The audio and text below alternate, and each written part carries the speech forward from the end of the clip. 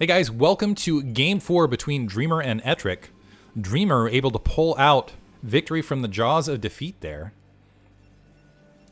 Ertric, yeah, I feel like Ertric just relying too heavily on vultures, not getting enough siege tanks. If he had plopped down another factory and, I don't know, had a bunker on the front, really a big key moment was taking out those marines, clearing out the mines in between and not losing a lot of dragoons, and having that path to just go straight through. But now we're on Shakura's Plateau. And I might flip my opinion on this. So previously I was thinking like, oh, you know what? This is a Terran favored map because any day you can get like a fairly easy to hold third. I feel like that favors Terran these days, right? I'm going to flip that on this. I'm going to say Shakura's Plateau, pretty good Arbiter map, just because when you're starting into that mid game, there are those multiple points where you can kind of like, you can recall here and force in this direction. There's just so much territory to cover when you're in that defensive sort of play. At the same time, I feel like that therefore encourages Terran to go for more of those two base timing pushes that have been so popular lately. And that Protoss have had such a... I wonder if this is the map that did it. I feel like the maps often... I mean, people talk about this in Brood War at large, where maps push the meta. It's like what shift things around. Maps like Blue Storm really push things toward, and maps of that ilk that really favored kind of the 3-hatch Mutalisk sort of play. It's kind of, and the rotations kind of happen here and there. Sometimes I don't think they happen intentionally. I don't know if the Bisu build was anything anyone thought was like, oh yeah, we're going to build maps so you can do a Forge, Fast Expand, really make DTs and Corsairs work really well. Sort of that action. But anyway, I'm wondering if Shakura's Plateau was the map that was like, okay, we're going to start going for two base timings just because three bases in the late game are just so frustrating to deal with. I don't know. We'll see. Ertric has sealed his front door up, has 3 SCVs on gas. I think he is going to go for some sort of 2-factory play. We do have an initial Zealot being built out of the gateway and a simulator to follow for Dreamer. No second Zealot for him. So he's going to follow this up with Dragoons. The Probe going to go ahead and harass that supply depot. Ertric scouting that bottom right-hand corner and is going to start moving to that bottom left. And it looks like Dreamer is just going to go one gate into expand, which is concerning because are we still seeing 3? No, okay, we see one SCV going to have pulling off. So Ertric going to go ahead and probably go for the factory siege tank expand, the safe expansion route down a ramp. Zealot going to move up, probably wants to get eyes on that barracks just to see whether it's flashing or not, because usually when you see the flashing barracks... Oh, that's actually clever. I like what Ertric did there. Is he going to cancel this marine now? No, he's going to continue to build it, but kind of starting that marine build a little bit later to maybe give a false flag to Dreamer. Dreamer's actually going to try to keep the Zealot nearby to see if a 4th marine is produced. And I think he has vision of that. Yeah, it does have vision. And the fact that this barracks is now silent and not flashing lets him know that he is playing more likely against something like this, the command center being built up on the high ground. So feeling a little bit more comfortable. That SCV able to wander in without a lot of pressure. Cybernetics core warping in as well. Looks like the probes moving out to that natural expansion. And this Zealot actually backing off, and an additional Zealot has been produced by Dreamer. Still no... This probe's a little bit offline. Still no Dragoons, interestingly enough, for Dreamer. First Dragoon now being produced. Machine Shop has been plopped on. And usually what you see is like Siege Tech, and then like a Siege Tank taking up this high ground, and then the Siege Tank and the barracks and whatever not kind of lifted off and moved across there. To kind of play from there. Gateway warping in. The Probe being relegated to deal with that SCV duty. Feels like this is a little bit late range overall. Second Dragoon being produced. I'm wondering if Dreamer, once he takes care of this SCV, which could be a while, if he's going to follow this. Honestly, I'm wondering if he's just going to follow this up. You can see the Zealot just waiting for that additional expansion. If he's going to follow this up with an additional expansion really fast and try to play it low on the gateway count as far as a follow-up, or if he is going to go for additional tech. It looks like he has grabbed a 3rd gateway, showing Ertric it. SCV is going to be able to just back out of this base. And we got, what is that? With that Zealot out of position, additional Marines being produced. That's 6 Marines pushing down. But this, is he going to go for a push? I don't think so. Command center has been established. Second machine shop up to produce a lot of siege tanks in the mid game. I think this is going to be for siege tanks, not for vultures. Although Ertric has been very vulture heavy as far as a follow up here. Robotics facility being taken by Dreamer. This feels like a very late robotics facility comparatively. So both players playing very, very macro heavy. And this is going to be 4 siege tanks. With this amount of Marines, honestly, there might be kind of a follow-up timing somewhere in here to push out. And I think we might, in fact, see that. Like a 4 siege tank, several Marine push. Siege tank being upgraded. Yeah, and more Marines being produced up. Yeah, Ertric's going to go for something here. Because on top of that, he has not plopped down his armory to go for that level 1 weapons. The question is how many siege tanks and how many Marines is it going to be? And I think it's going to be, what is this? 4 siege tanks and a practical full control group of Marines. Dreamer does have 3 gateways of production. And Dragoons and Zealots to deal with this. But he needs to engage this sooner rather than later. Because honestly, the way he's built his front door, it could work against him. Particularly with that siege tech. Because this is a nice little area to kind of box his own units in. Engineering bay being built underneath just to respect the DTs. That SCV checking to see whether there's a quick third being taken. There is no quick third. A handful of units migrating out. And unfortunately for Dreamer, it looked like he paused production a little bit. That Zealot not seeing anything. And it looks like, yeah, siege tanks. This is, yeah, beautiful siege tank positioning for kind of that gap that Dreamer built for himself. And this is the first he's seeing it. Already losing a Dragoon on the front. The Zealot's trying to wander in, but there's so many Marines to very quickly wipe those Zealots out. I think Ertric's done it again. Especially with these Dragoons going to have a lot of trouble peeling out to deal with these siege tanks. And there's reinforcing siege tanks making their way down and reinforcing Marines. The one advantage here is on this map, you can't build a bunker until you take this positioning out. This is all unbuildable terrain. But you can see just the natural wall that Dreamer's created for himself, these Dragoons. I'm waiting for those tanks to siege. Actually is able to get Zealots on top of these siege tanks, but more siege tanks wandering in. Actually a nice defense this far. The front siege tanks wiped out.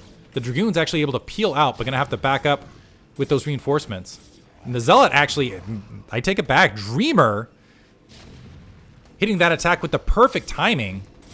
As those tanks were in siege, the group repairs not enough, and additional Marines being wiped out. Now Ertric in a huge amount of trouble. Yeah, he has siege tanks reinforcing, but there's going to be 3 gateways of Goon production and a lot of still standing Zealots that can dive in on that natural expansion. I thought Ertric had won it, but beautiful timing follow-up, and Ertric being super greedy here, immediately taking a third. And Dreamer walking in, going to see a completely empty and honestly tankless natural expansion.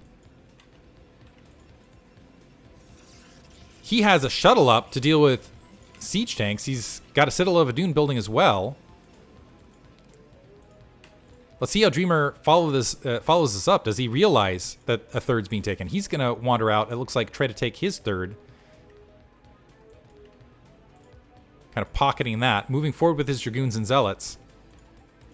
Yeah, the Observer sees just how thin this is. If he can come in from the left and just continue to reinforce, might be able to get something down here. Ertric, I may be realizing that, oh, I've been spotted because there was an Observer that took some damage there.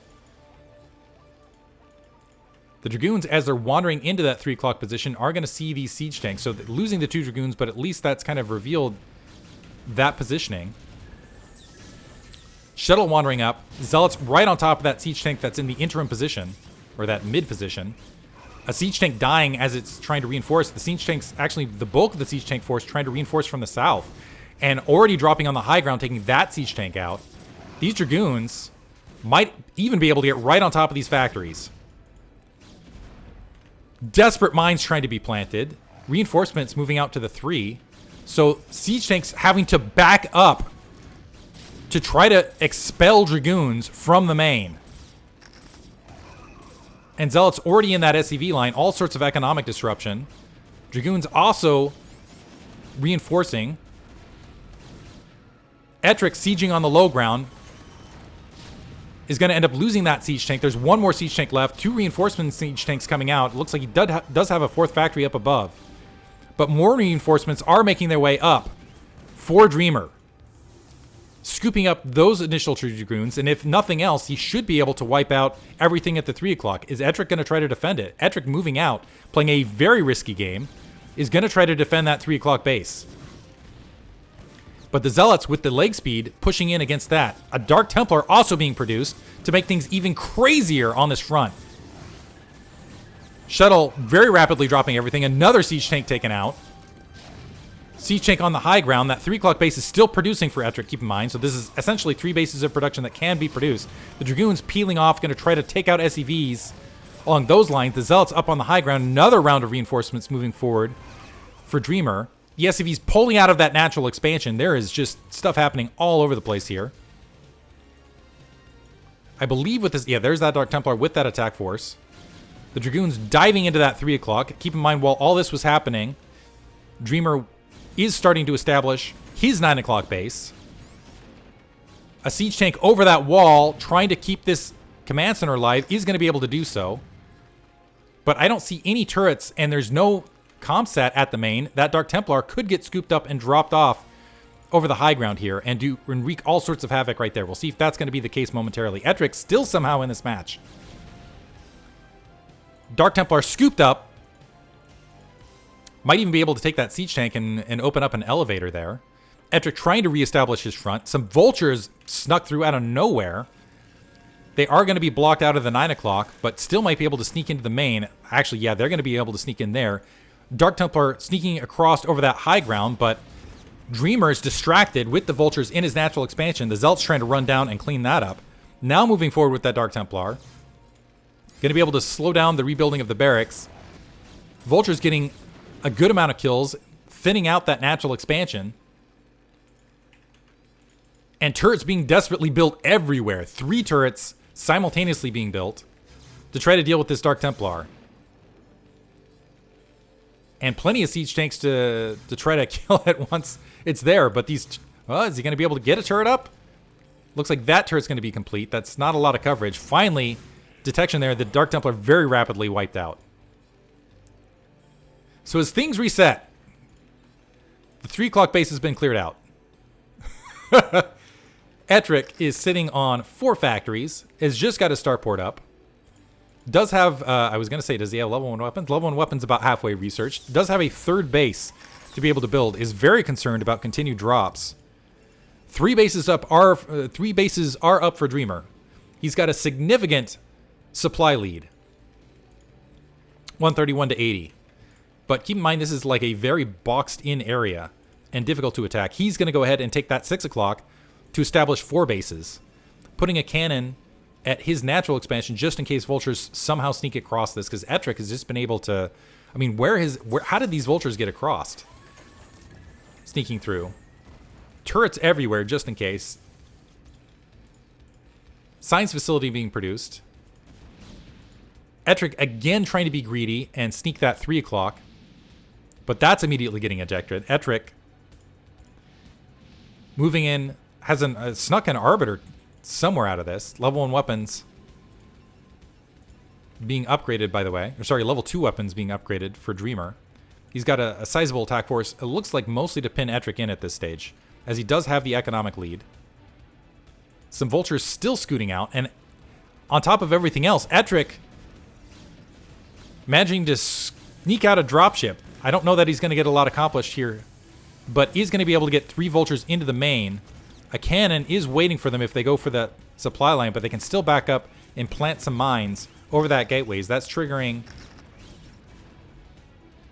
the troops to reinforce. Honestly, I think he might be able to defend this. Well, he's going to lose his gas. Might be able to defend this with just the gateway units that are popping out. So a little bit of gas production being slowed down for Ertric, and every little bit counts. Sees that he's only up against a single gateway. This is buying him some time, but overall, Dreamer still in a commanding position. 151 supply to 83. Ertric just getting his second armory. Building his first science vessel. The Arbiter is going to actually have plenty of energy. Is he going to research, honestly, a well-timed recall here?